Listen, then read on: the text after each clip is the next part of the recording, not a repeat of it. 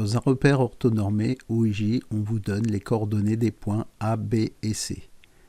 Première question, on vous demande de déterminer par le calcul les coordonnées du milieu K du segment AC. Il faut donc appliquer la formule suivante. Si K est le milieu du segment AC de coordonnées xk, yk, alors xk sera égal à xa plus xc divisé par 2, yk égale yk plus yc divisé par 2.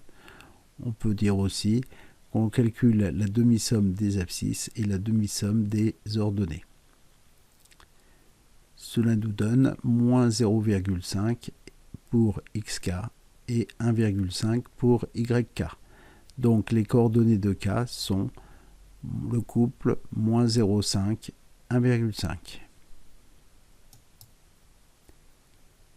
Deuxième question, on vous demande de calculer la distance AB. Très important, pour calculer la distance AB, il ne faut pas oublier de dire que le repère est orthonormé. On peut donc calculer les distances. Je vais appliquer la formule de la distance de AB, c'est la racine de xb moins xa au carré plus yb moins yk au carré, ce qui me donne moins 1 moins 3 au carré plus 4 moins 1 au carré, soit 2 au carré, la racine de 2 au carré, pardon, plus 3 au carré, c'est-à-dire la racine de 4 plus 9. Donc AB est égal à racine de 13.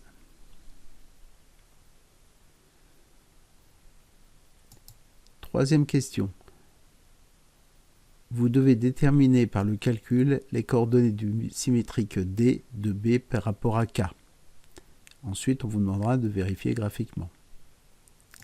Si D est le symétrique de B par rapport à K, alors K est le milieu du segment DB. Donc nous allons appliquer les formules du milieu. xk, c'est xd plus xb divisé par 2. Je remplace xk et xb par leur valeur. Je fais un produit en croix. Ça me donne moins 1 égale xd moins 1. Donc xd égale 0. Je fais la même chose pour yk. Je remplace yk et yb par leur valeur.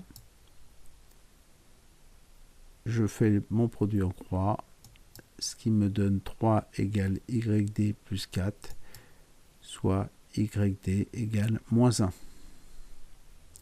Donc maintenant, nous connaissons les coordonnées de D. C'est 0, moins 1. Je peux placer le point D. Quatrième question, on vous demande en déduire que le quadrilatère ABCD est un parallélogramme. Donc par définition, nous savons que K est le milieu du segment BC. Et comme D était le symétrique de B par rapport à K, alors K est également le milieu du segment DB.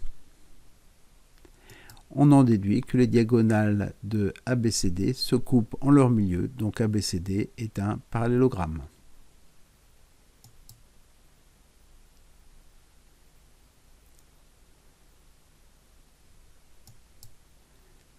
Cinquième question.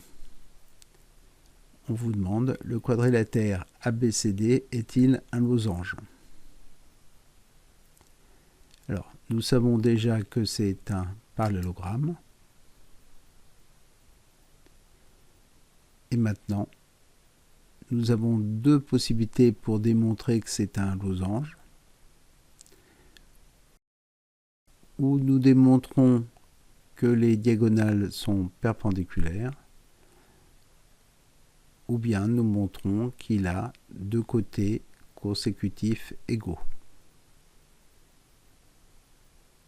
Nous allons prendre la deuxième solution.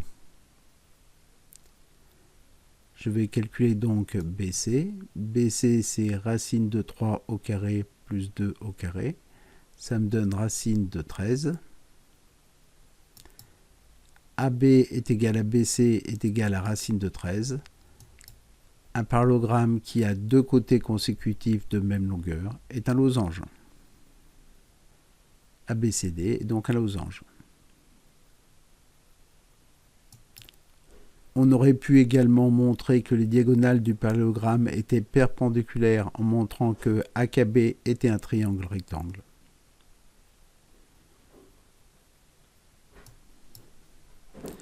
Sixième question. Le quadrilatère ABCD est-il un carré?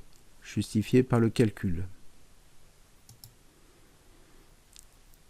Donc nous avons deux possibilités également. Soit nous montrons que les diagonales sont de même longueur, ou alors nous montrons qu'il y a un angle droit. Nous allons choisir ici la deuxième solution. Donc je calcule AC, c'est égal à racine de 5 au carré plus 1 au carré. Ça me donne racine de 26. Donc AC au carré est égal à 26. AB au carré plus BC au carré, c'est égal à 13 plus 13, donc 26. Nous avons donc AC au carré égale AB au carré plus BC au carré. Le triangle ABC est donc un triangle rectangle en B d'après la réciproque du théorème de Pythagore. Et un parallélogramme qui a un angle droit est un rectangle. ABCD étant à la fois un losange et un rectangle, c'est donc un carré. Et on aurait pu montrer également que les diagonales du parallélogramme étaient de même longueur pour montrer que c'était un rectangle.